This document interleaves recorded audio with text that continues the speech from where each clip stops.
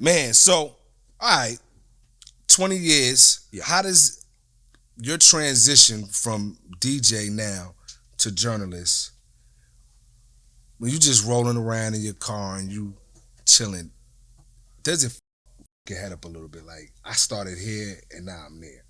Or was it a plan? Because there's some people that plot their out the whole way and make it through. I'm reading the RZA's book right now, and he talks about how he had the 5-year Wu-Tang plan, and he got every member to commit to the 5-year plan, and in the fourth year is when they dropped the second Wu-Tang album, and they were the biggest group. Is your career like that, or was it just like a lot of just figuring out, pivoting when you had to, and saying, "Oh, this works"? Yeah, I think it was more door number two.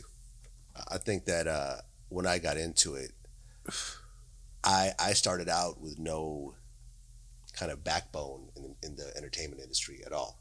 I was a complete and total outsider. I was just a fan living in Oakland. Crazy. And I had to just step by step figure out what the first step is and how to make a little bit of money here and how to increase the money and so forth. So you kind of, yeah, I can't say that early on I knew this was what it was going to be, but I also understood that I got into it a little bit later in life. By the time I was 30, I was just sort of starting my mixtape career. I wasn't even like Rap Phenomenon. I don't think I was maybe 31 when Rap Phenomenon, the first one, dropped.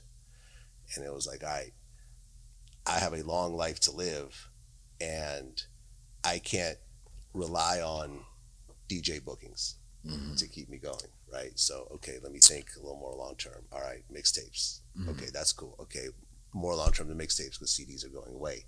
Okay, DVDs. Okay, cool. The DVDs are going away too. The internet.